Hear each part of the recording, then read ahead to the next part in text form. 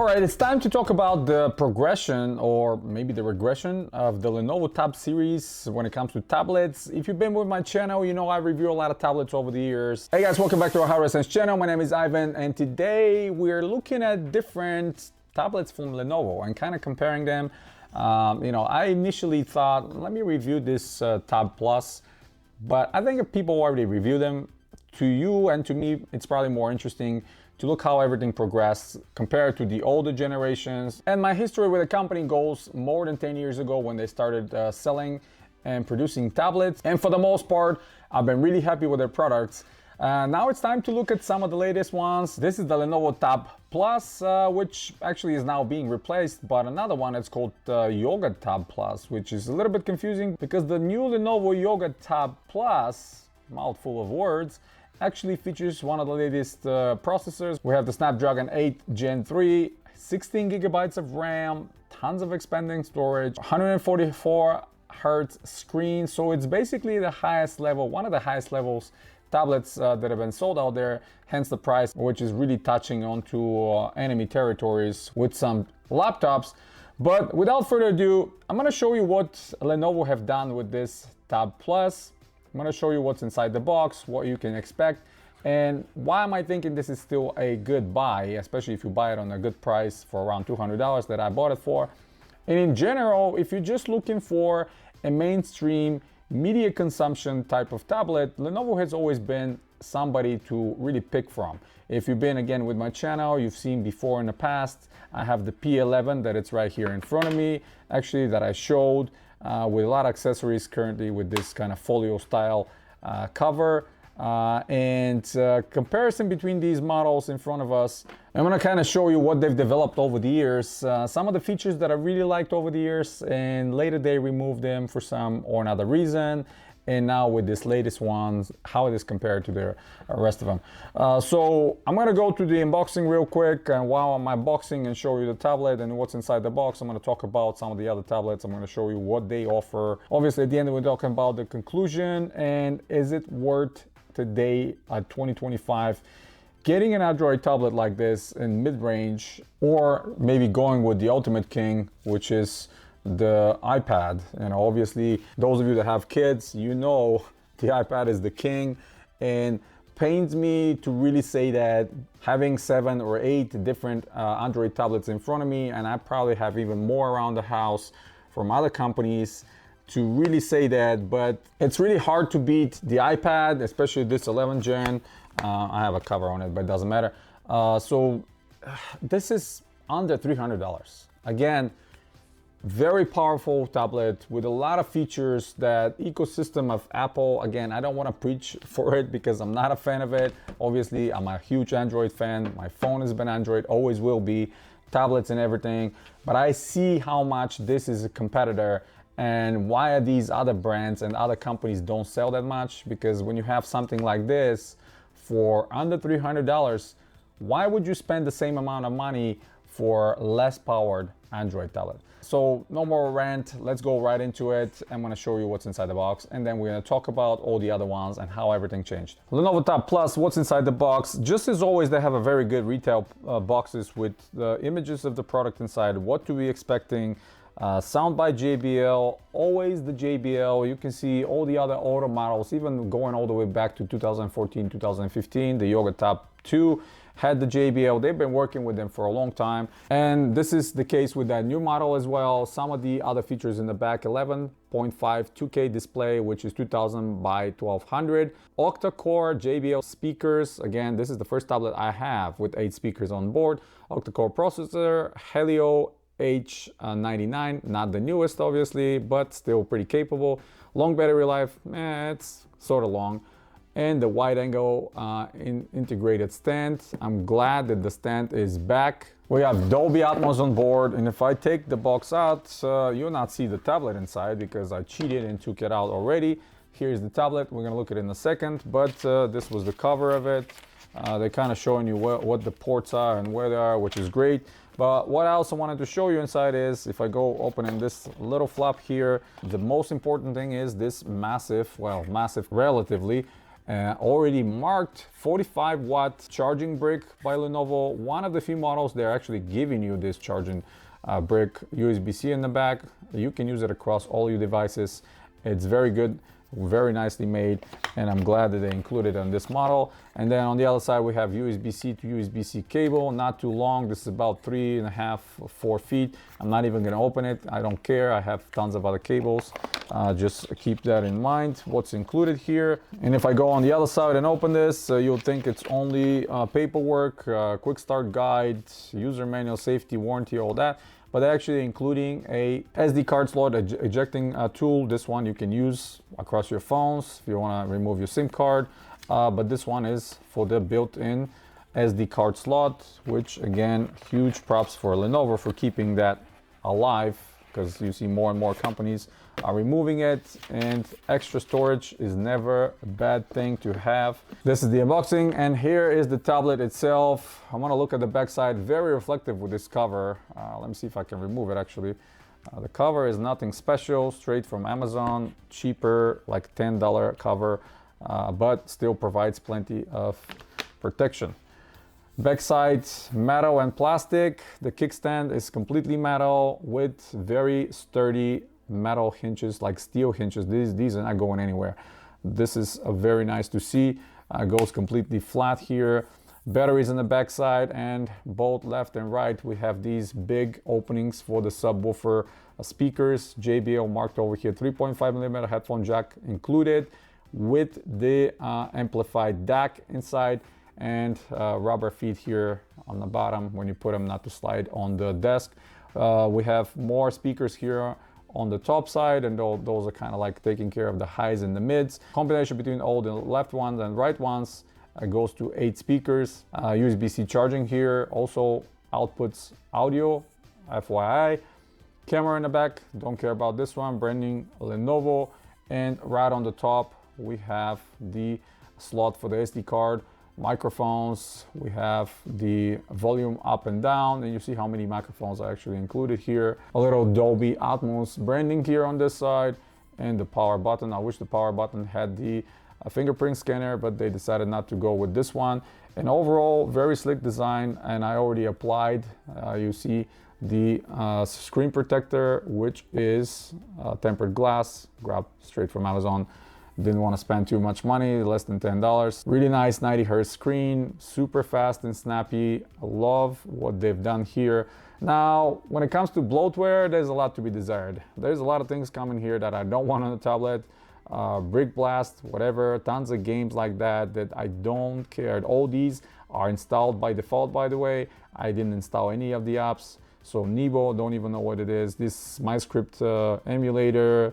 All these other ones, these are Paint, whatever, these are different games. I mean, Temu, really, all that stuff. WPS Office, again, this is very popular in China. TikTok, no, I'm not using any of that, but it's already installed. So if you're using any of these apps, yeah, cool, you're gonna use it. If it's up to me, I'm just going straight in and removing all these, because I really don't care about these bloatware spammy apps. The only ones I care are the ones I'm using for Netflix and stuff like that, HBO. Again, super glossy, man. With this, I wish the screen was matte, but you can't really achieve that with the screen protector, that it's reflecting like crazy as well. Currently running, and let me show you this real quick. Here's the technical data about the tablet. Currently running the latest Android 15 software. We have 8 GB of RAM, 250 GB of internal storage, the Helio G99, and that's about it. Making the tablet pretty snappy, and I really don't have any complaints. You know, obviously we're gonna expect Android 16 soon to be released for this tablet, so it's gonna become even better. Like that really redesign over here, what they did with all the icons. Now you can fit, obviously you can open your app drawer and all that, or just swipe it out. The only thing I don't like about latest updates or latest versions of these Lenovo skins or Lenovo's launchers is when you swipe here instead of the normal Google now information, they give you entertainment. Yeah, I get it. This is kind of a, you know, tailored towards entertainment and media consumption, but I wish there was just a regular Google one. So yeah, that's pretty much it about this part. Let's go to the conclusion. I have my very first Lenovo Yoga Tab 2 that I bought more than 10 years ago. This is 2015, I think, 2014. And at the time, Lenovo was actually one of the few companies to offer a lot of things that I personally thought they are very smart and very good. Front-facing speakers, JBL speakers. They've been using JBL and they've been collaborating with them for a long time. Dolby Atmos on board. So for media consumption, these were one of the best, and there are still some of the best tablets to use. And at the time, they used that kind of, they call it yoga, but now the yoga is completely different after the years. But they had this built-in kickstand made of metal, aluminum, that you can adjust to different levels and have it placed in front of you. So perfect for media consumption. Again, even I remember back in the day, they advertised when you open it completely and there's a hole here, you can kind of hang it on the wall and watch it. I don't know why would you do that, but that was an option. And again, they have included SD card slot expansion, and even today at 2025, this latest model also has it, which is big props. Thank you for that, because media consumption, if you want to load it with movies, TV shows, series, whatever, you need that storage, despite the fact that the new model, the modern model, features a lot more storage. Back in the day, this one had 16 gigabytes of internal storage, 2 gigabytes of RAM, which today is laughable. But again, it's still usable. I mean, this is something that I can start up right now and still use, and still works, no problem. Yes, it's a lot slower than the new ones, but yeah, it still works. The battery was massive back in the day. I think this was 10,000 milliamp hours, and of course, it was built into this kind of a tube. 3.5 millimeter headphone jack, excellent. And one of the things to mention here is these older versions were running the Intel Atom chipsets, which Intel ultimately pulled out of this whole market for one or another reason. Honestly, at the time, I think they were excellent and they were very competitive to Snapdragon. And then if I move from this one of the highest quality tablets that I have, and you've probably seen it on my channel before, this is the Yoga Book. Exceptional quality. I mean, this was extremely thin for the time, 2016 model. Again, one of the latest and the last to feature the Intel Atom 4-core CPU. This was one that is kind of like a laptop. It had the same exact hinge that the Yoga laptops have. You could completely open it and use the bottom portion as a stand basically, and adjust any level you want. Fully as a tablet, you can use it. I had a camera, dual cameras, one on the screen part, one on the keyboard part. This one had the built-in keyboard, which is kind of a not tactile, but sort of a digital one. Huge battery, 1080p screen, 4 gigabytes of RAM, which was a big deal at the time with the 4 gigabytes of RAM. HDMI out, which you can connect this to a TV and play something on a big screen. Again, expansion for the SD card. Very good speakers, 3.5 millimeter headphone jack. This was an incredible tablet, and I managed to buy one several years after the release because they were so expensive when they initially released. I couldn't afford it. Obviously didn't want to spend that kind of money, but I bought it under $300 when it finally dropped down before they phased out these. Still works, still love it. Very slim, very good to travel, very compact. And yeah, it's something that Lenovo went out of their way to put on the market, and it was amazing. Now they went down a little bit lower went back to that same design. You saw the Yoga Tab 2 with the battery housed in that tube in the bottom. They redesigned the kickstand a little bit. The kickstand was now releasing with the button and had like a predefined different positions here. Also have the expansion slot, excellent. The camera was placed in the kind of in the middle for some reason. I have no idea why. I don't think it was the best. I got JBL, Dolby Atmos, everything was done here. And this was the model that came out in 2020. 1080p screen, and this is finally kind of coming to the modern era because it was with 4 gigabytes of RAM, 64 gigabytes of internal storage, but also Android 10. And Android 10 brought a lot of different things, you guys know, like dark backgrounds and stuff like that. So this was a pretty decent tablet. again, very good for consuming media. Had very nice kind of a matte back, although it's not the complete aluminum metal like on the original one, which I really liked, but this is not bad at all. USB-C finally here for the charging, and instead of the speakers being front facing, now they put them to the side. Not my favorite placement, but at the same time, the sound remained great. 3.5mm headphone jack was preserved. We have microphones, we have front facing camera and rear facing camera. So this one actually is still functioning, and it kind of sits on my desk pretty much all the time, and I watch videos on it. 1080p screen, no problem. Battery life is still pretty compelling. Now if I go to the P11, now I had a big series of videos of this one. I bought it for around $220, if my memory serves me well, with the accessories, which at the time was pretty good. Had this folio cover, magnetic folio cover, and the other accessory that I showed you back then was the keyboard, which this one have the pogo plugs on the bottom, something that it disappeared. It's not on the new model. They made it more professional. It's very slim, 4 speakers, incredible sound, JBL, Dolby Atmos here. We have 4 GB of RAM. Unfortunately, and I'll say unfortunately because I don't think even at the time was enough. This one is running Android 11, a little bit better than the 10 before. But one of the major problems I had with all these tablets, and before I moved to the new one, was the uncertainty if you ever going to get any updates. You buying a tablet, maybe you get an update or two, was never announced, was never talked about, and you were kind of lucky if you get any. And now finally, after so many years, most of the Android companies, including Lenovo, even on their website, we go and look at the model, it will show you how many updates you are expected to have and how many security updates you're expected to have, which is excellent to see. That way you can judge yourself, okay, do I really want that tablet, and 2 upgrades will be fine for me or not. So the Tab Plus, if you go to the website and pull up the information, you're gonna see that this one initially came with Android 14, upgradable to Android 16. Currently is running the 15, the 16 has not been released yet, but after the 16, it's done. There will be no more, so keep that in mind. Other than that, there will be security updates till 2028. And again, on the website, they're stating all that, and it's excellent to see that kind of information. Every single model they have will show you how many updates and upgrades they're gonna get over the time. And yeah, it's up to you to decide if you want that. So going back to this one, uncertainty. Again, Android 11, yeah, it's fine, it's running. I still consume a lot of media on this one. I travel with it a lot because it's so compact. It has that folio cover that protects it. I can throw it in my backpack, no problem.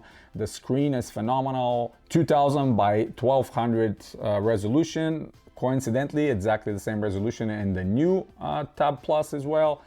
But here we have the Snapdragon 662. And again, 4 GB of RAM, 64 GB of internal storage. Much slower than the newer models, both RAM and internal storage.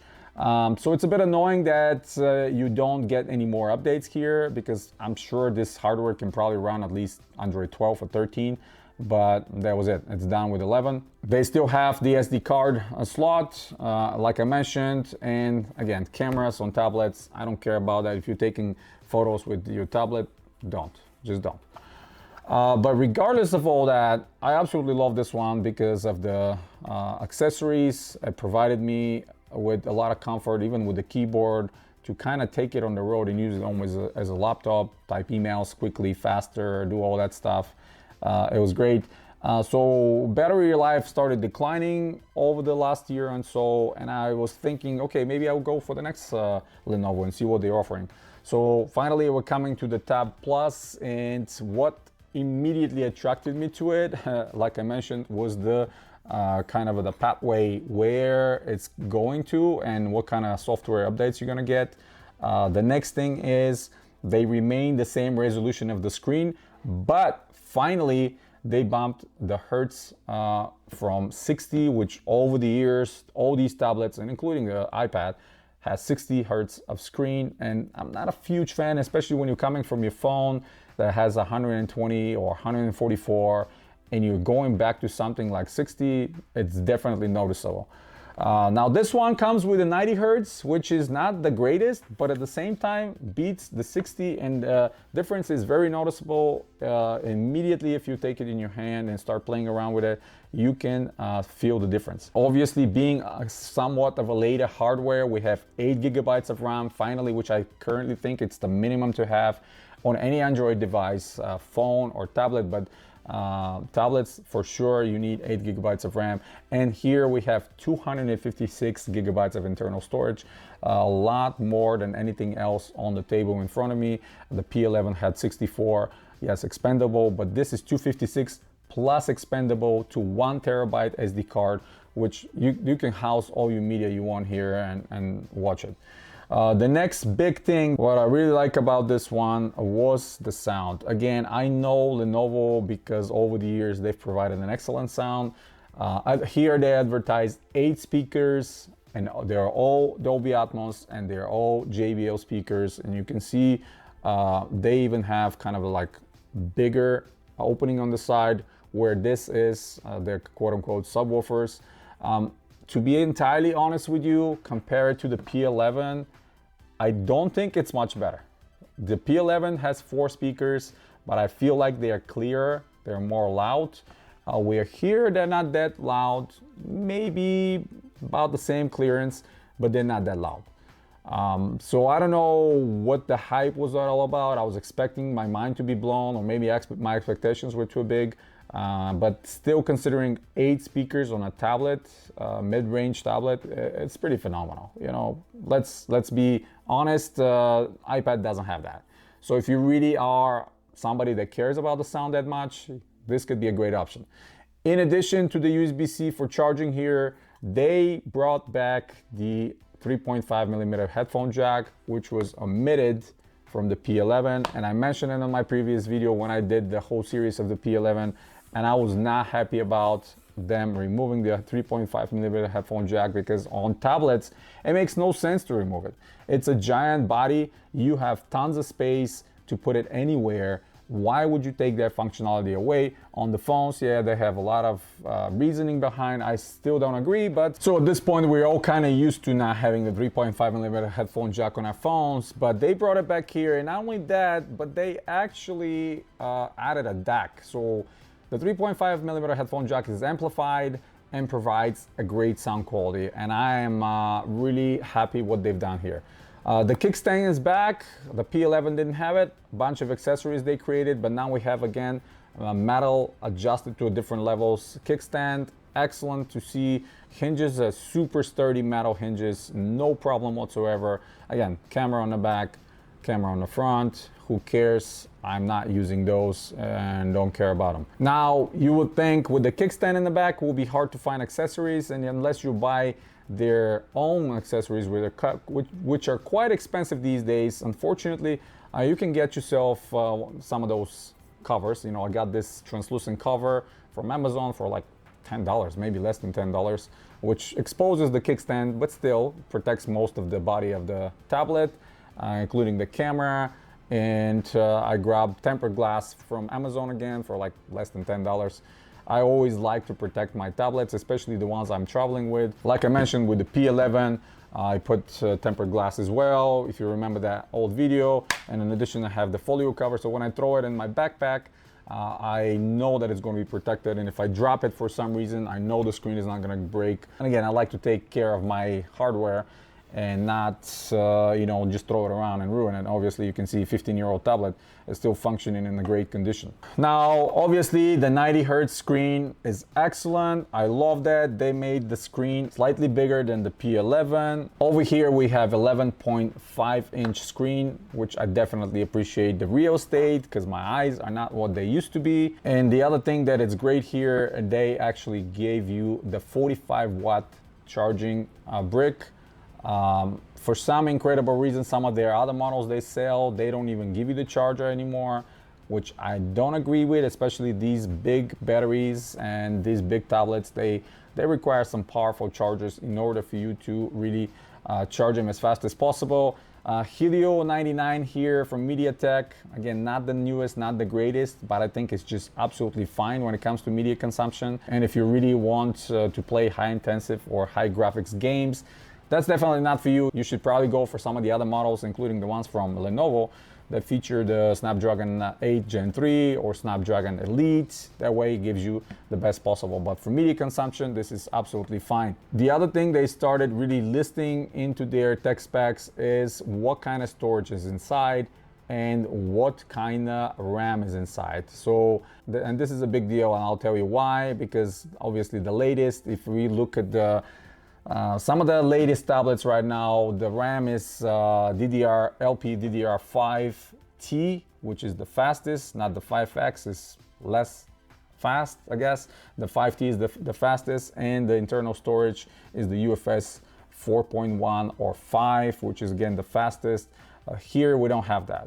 Here we have the LP DDR4, and we have the UFS 2.2. Again, it's not the fastest, but it's much faster than what we have before. And the tablet seems snappier, definitely seems snappier than the previous generations. For media consumption is great.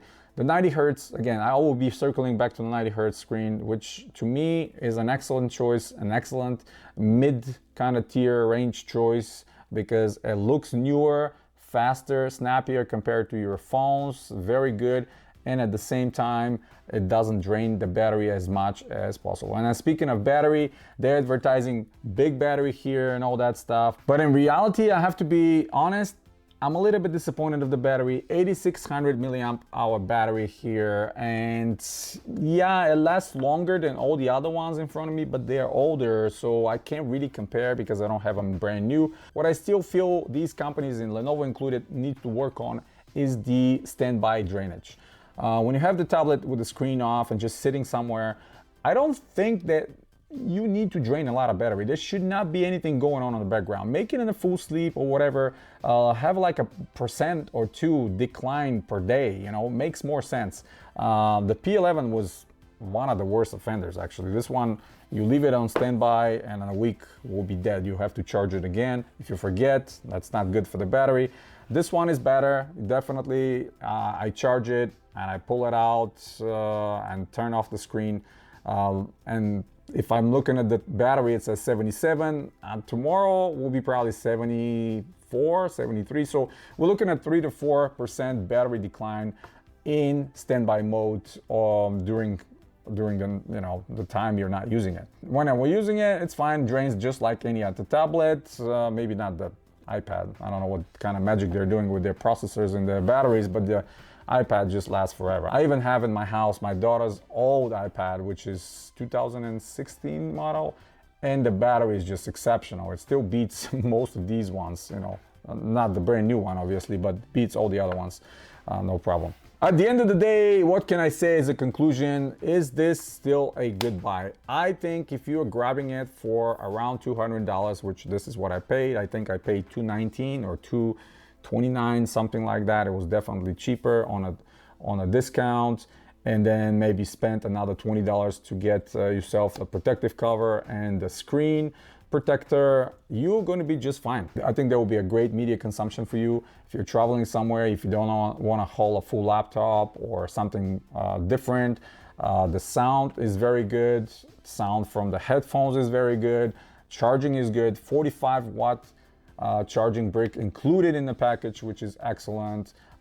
Very convenient to place anywhere on a flat surface because of this kickstand, and you can kind of go all the way back and make it almost completely flat, and then prop it all the way up, which whatever angle works for you, it will be great. You'll be getting the updates to Android 16 and security updates till 2028. The only thing maybe they could have added, and I think would have not cost them that much, is just a fingerprint sensor on the side to unlock it. Using the code or the pattern, whatever you want to do to enter, takes a little bit longer time and it's not as convenient. And most of the new tablets and higher level models, including the iPad, just has the Touch ID and you just place your finger on it to purchase something off the internet or unlock it. So I think that would have been a good addition to it.